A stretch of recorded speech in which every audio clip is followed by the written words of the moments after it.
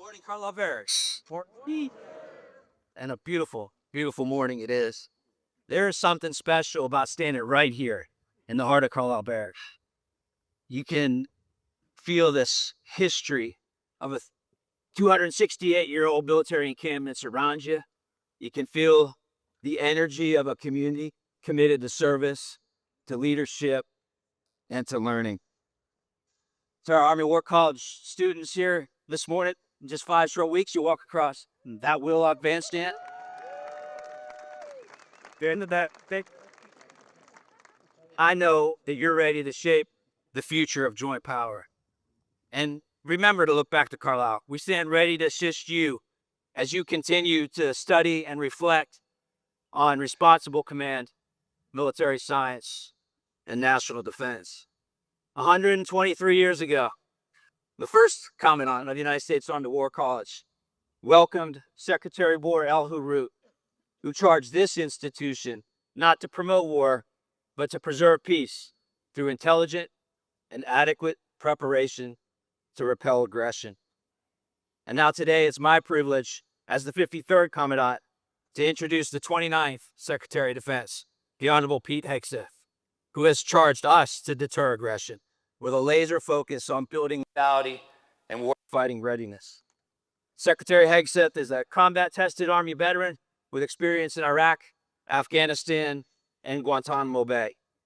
He knows what it takes to lead in complex environments and what it takes to prepare joint warfighters who can think strategically, challenge conventional wisdom, and lead in a rapidly evolving global landscape. Please rise and join me in a warm welcome for the Honorable.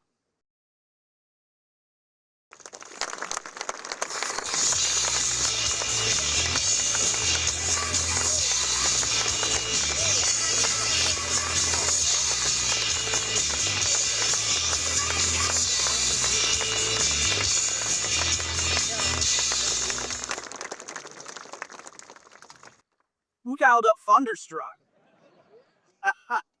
I didn't choose it, but I like it. Please, take your seats. I'll be honest. I have to become SOP. Well, good morning, warriors. Warriors in the profession of arms. Others chose to be doctors and lawyers and other honorable professions. You chose to be warriors. Leaders of men, leaders of our best men and women. It's an honor to stand before you today amongst so many distinguished guests. Congressman, Brigadier General Scott Perry, a graduate of this course as well. Thank you for being here, sir. This is your district also.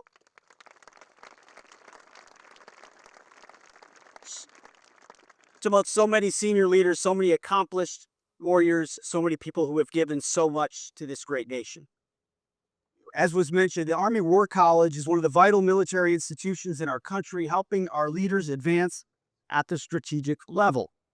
I want to thank everyone here that's a part, the teachers and the staff, support staff, everyone that makes it work.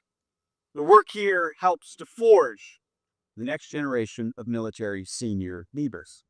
Carlisle doesn't run without all of you.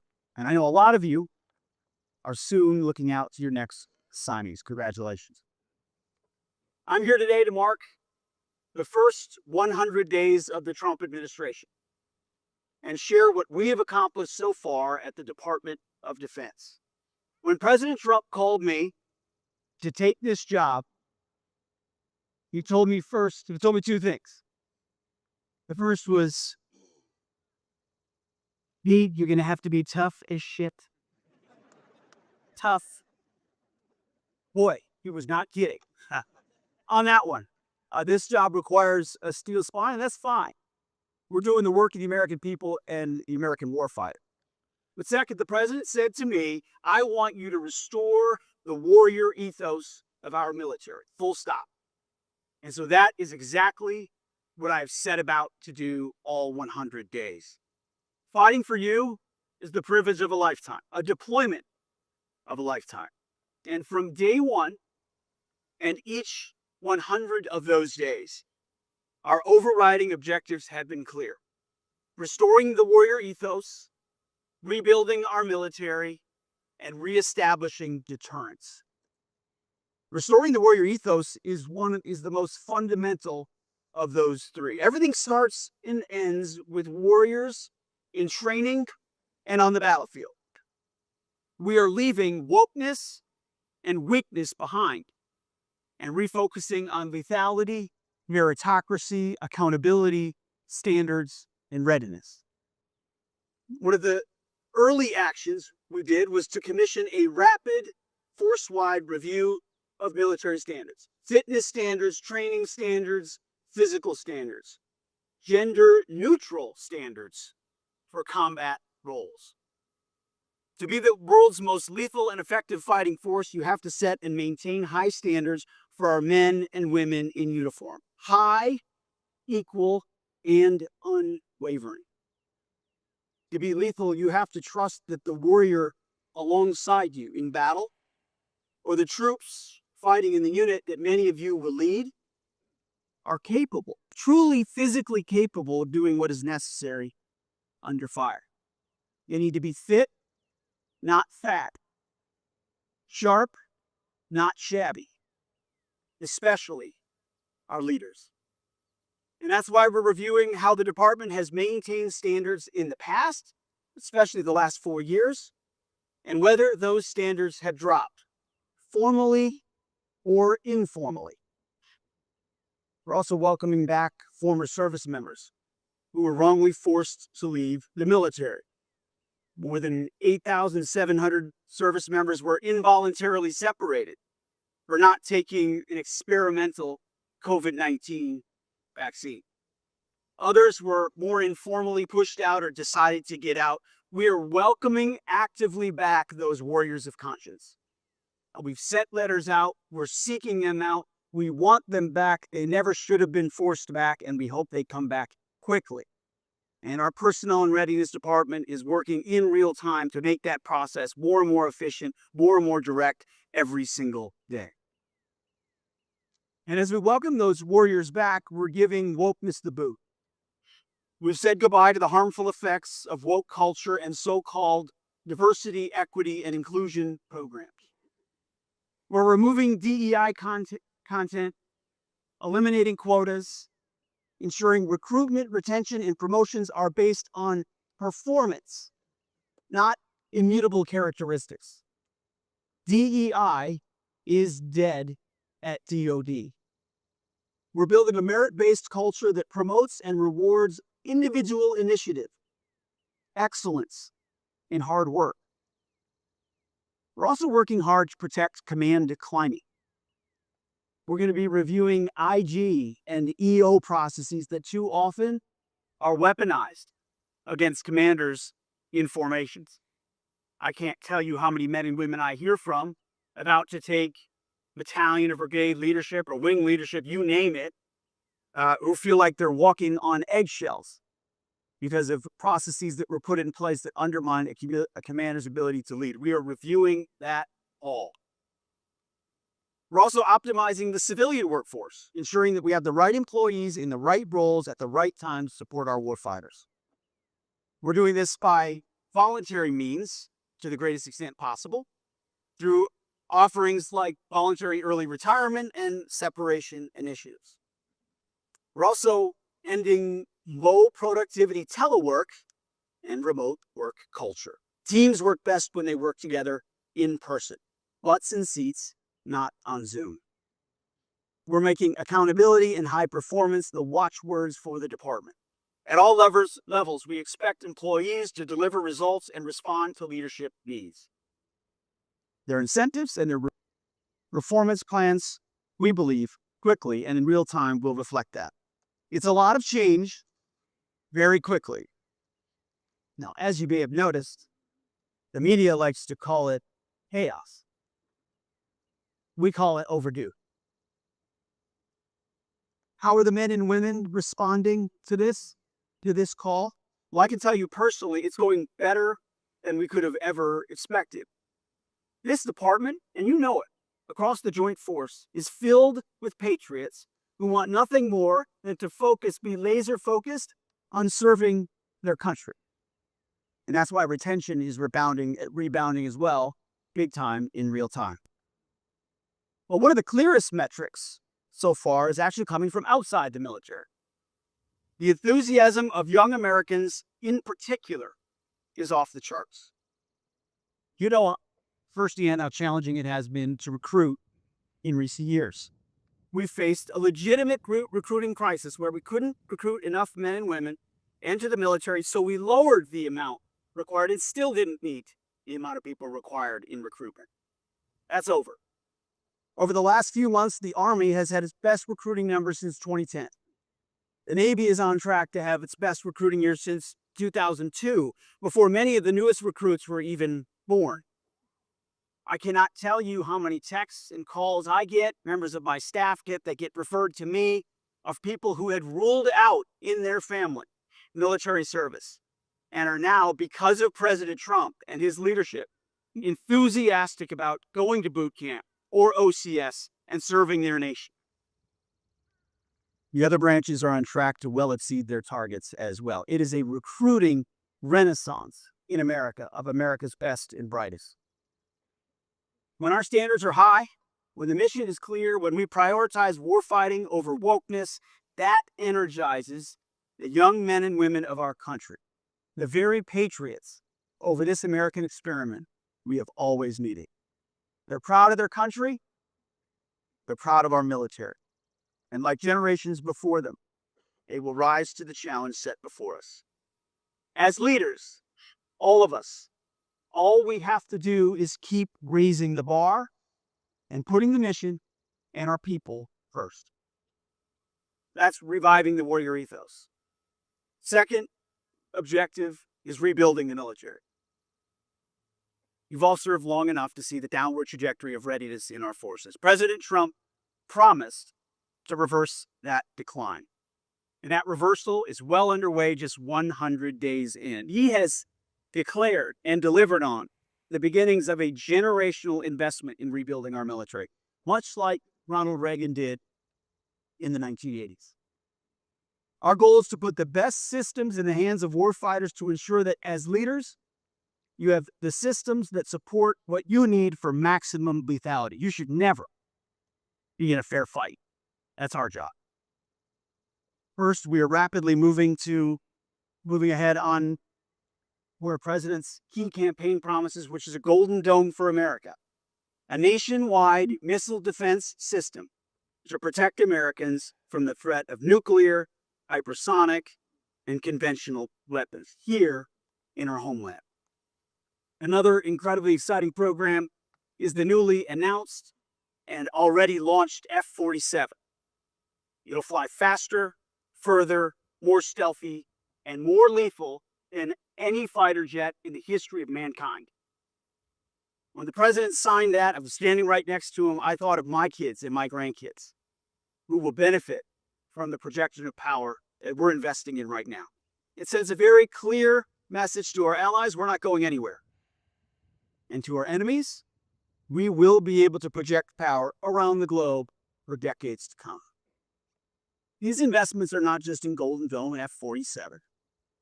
Historic investments in the border, in hypersonics, in long-range drones, in shipbuilding, in modernization, you name it, we're investing in it. Taken together, these programs mean that we will be able to strike anywhere, anytime, while our citizens at home will be protected from the worst that our enemies could possibly throw at us, defending the homeland. But it's not just these marquee programs. Over the past 100 days, we've been assessing the department from top to bottom to ensure that we're getting more, faster, better, and more efficiently. Last month, we published guidance to the acquisition workforce. Sounds wonky, but it's very important. Reinforcing the software acquisition pathway as our preferred model.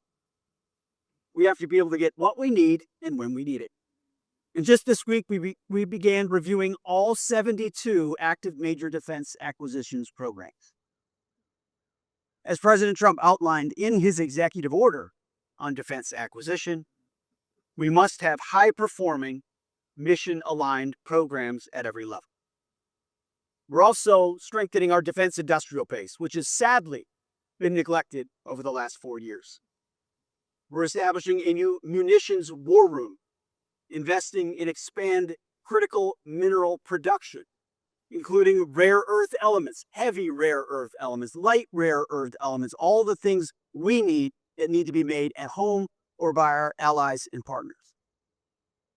And President Trump has created an Office of Shipbuilding, not the Navy, not at the Defense Department, but in the White House to restore our maritime industrial base. We're also making our military more efficient, meeting the warfighters' needs in the most cost-effective manner and reallocating savings to our most mission-critical areas. That's why we went through an exercise of finding 8% reductions across services. Of course, the media ran with it and called them cuts.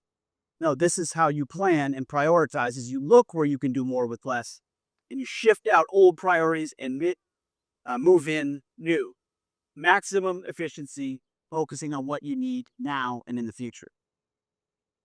Through our partnership with the Department of Government Efficiency, or DOGE, earlier this month we identified $5.1 billion in savings, and that's just the beginning.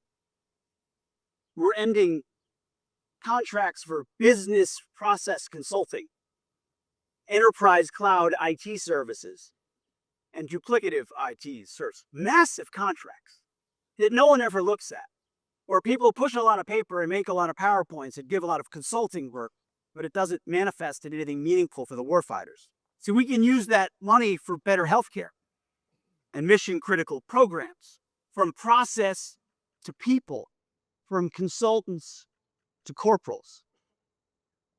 The bottom line is this: we are rebuilding the world's greatest fighting force for the challenges ahead of us. We're prioritizing what works and cutting what does not.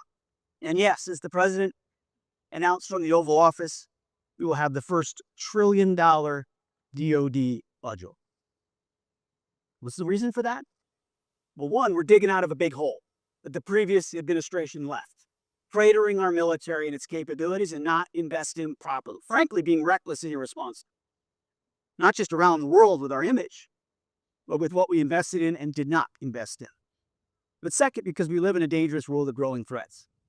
Not about a dollar amount and how much you spend. It's about ensuring what you spend matches the threats, that your capabilities match the threats. The president has charged me with doing that every single day through our budget process and our planning process. That's what we're focused on. Working with Indo-PACOM and our COCOM commanders at the tip of the spear to understand what they believe they need and delivering it. Your adversaries know that your military is filled with warriors and your logistics capabilities are robust and your warfighters have the most advanced weapon systems known to man. They're less likely to challenge you on the battlefield, which is the point. Which leads to our third objective: reestablishing deterrence. After 4 years of deferred maintenance under the Biden administration. Most importantly, and you saw it from my first visit, you saw it from the new chairman of the Joint Chiefs, Raising Cane, his first visit coming up on Saturday, is we are securing our borders first. After decades of securing other people's borders in far-off places, we are securing ours. After a reckless invasion of over 20 million people, and we have no idea who they are and why they're coming here, has invaded our country, that ends.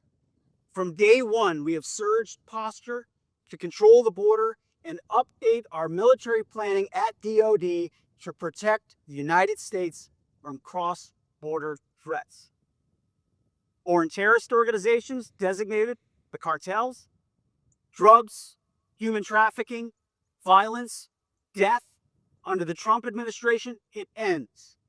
Under this Defense Department, we get 100% operational control of our border. We started on day one, will continue through day 100, all the way through the entirety of the Trump administration.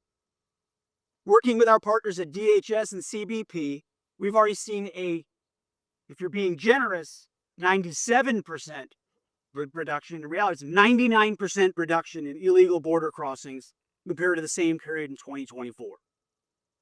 Monthly encounters have dropped from 250,000 encounters, most of which are false asylum claims.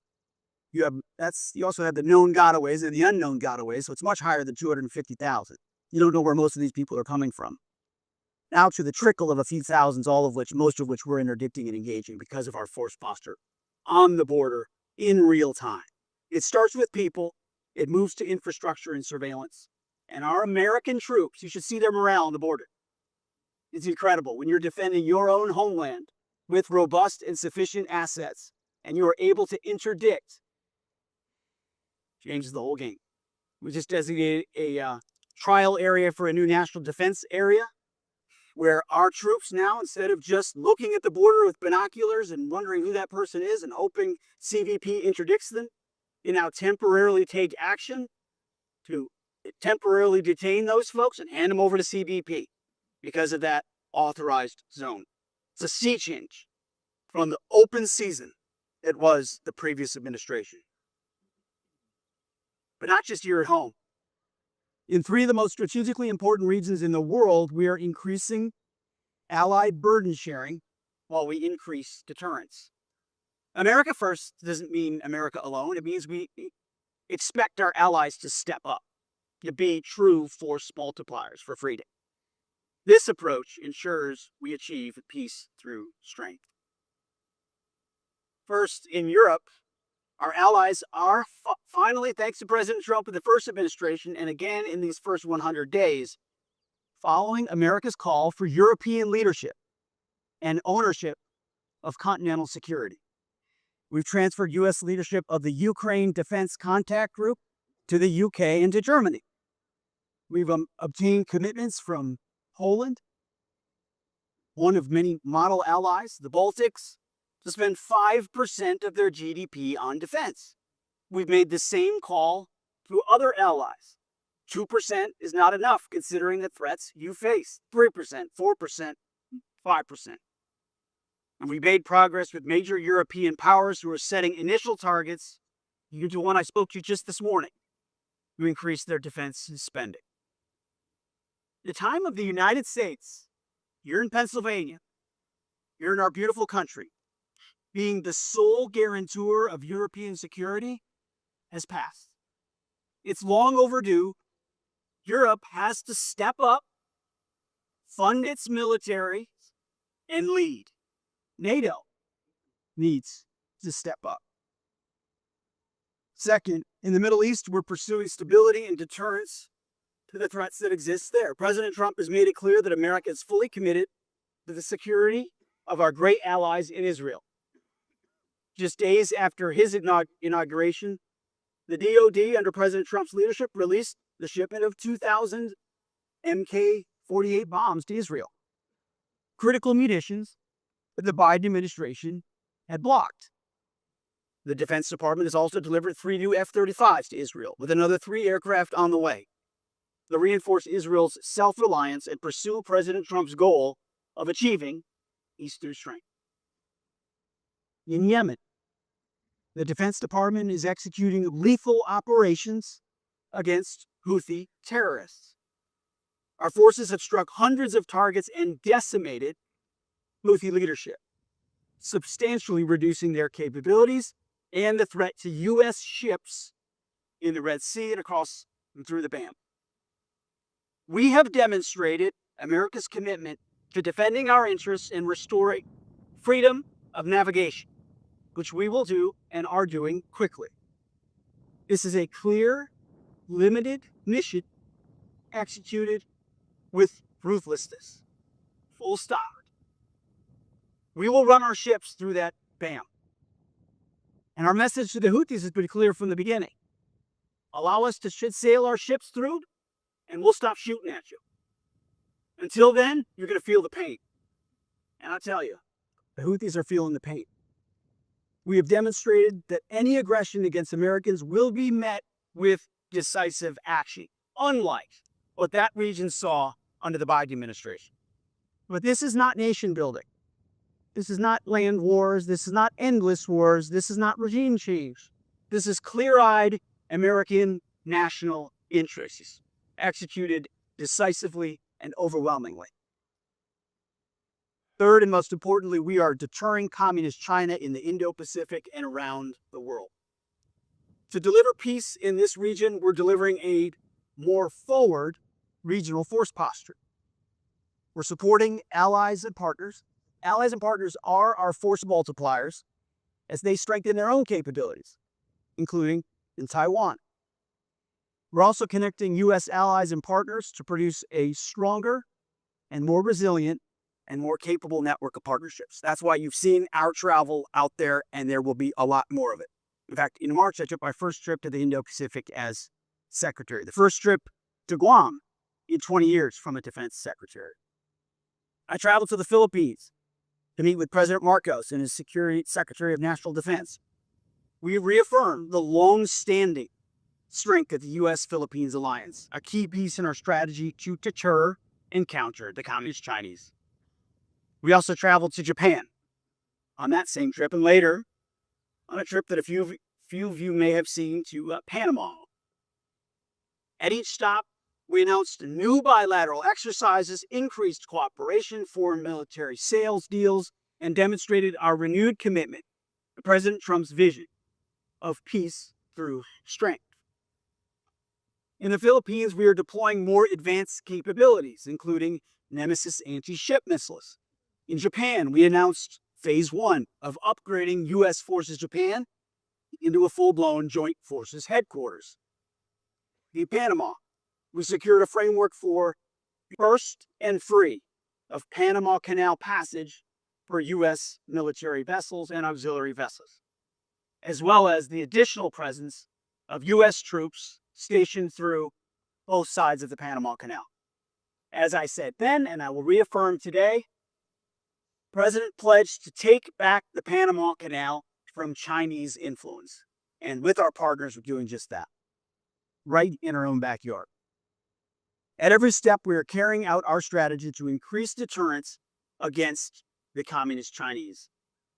As I've said before, in these places, when you meet with leaders who want to be with America, who believe in what America can do, have watched us when we're strong, they're making, in many cases and in many places, a binary choice. It is either by, with, and through the Americans or with the Communist Chinese. In the Indo-Pacific, around the world, but specifically in the Indo-Pacific and in our hemisphere, you can see it. You can see it in the eyes of allies and partners. You can see it in the influence underneath the surface. They want to be with us, but they need to see strength, and they need to see leadership. And that's what President Trump has provided in spades, not just in words, but in deeds, in action, and in deterrence. So as Europe shoulders more of the burden in continental security, that frees up resources for us to focus on countering the malign influence of the Communist Chinese where it matters most. Under the leadership of President Trump, the message to our adversaries in these first 100 days in office has been undeniably clear. America is bad. At the Defense Department, that means no more distractions, no more social engineering, no more climate change worship, no more electric tanks, no more gender confusion, no more pronouns, no more excuses, no more quotas, no more woke bullshit that undermines commanders and command climates. We are laser focused on our mission of warfighting. We are colorblind, and we are merit-based.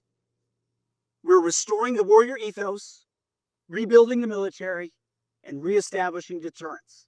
End, full stop. Enemy aggression will be met swiftly and harshly. We're beginning a new golden age of America and a golden age of national defense. We have a bumper crop of new recruits, new planes, new missile defense systems on the way, allies increasing their defense spending, and adversaries on their heels. Today, on this beautiful day, we have a brand new class, soon to be, Army War College students about to graduate. You, all of you, are the future of our military.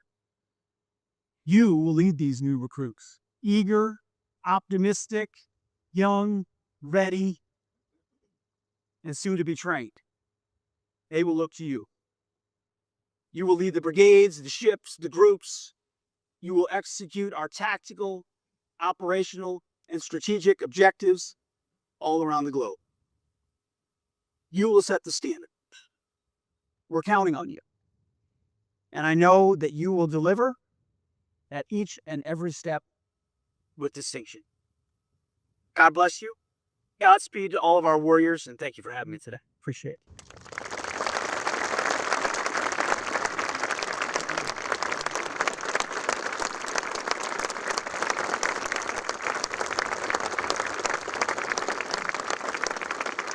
Okay, Hegseth, thank you for your time here this morning, for communicating your focus and priorities.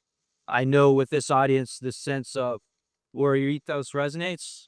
And it's been my experience in 35 years of service to our nation that at the heart of the warrior ethos are disciplined, fit, confident soldiers. We've been investing for most of this past year in the intellectual fitness of the leaders that are on the field here with you today, but we're gonna take a step away from that for the next several days and engage on the fields of friendly strife and demonstrate some physical fitness. There's still, I've been told, some open spots on our teams here. Softball, soccer, functional fitness, running, pickleball, shooter's choice, sir. Got a good left to swing. I'll maybe join the softball team, but you be in uniform with this, sir. Everyone that said that to you. Thank you for your talk. Appreciate it. Very good. Thank you.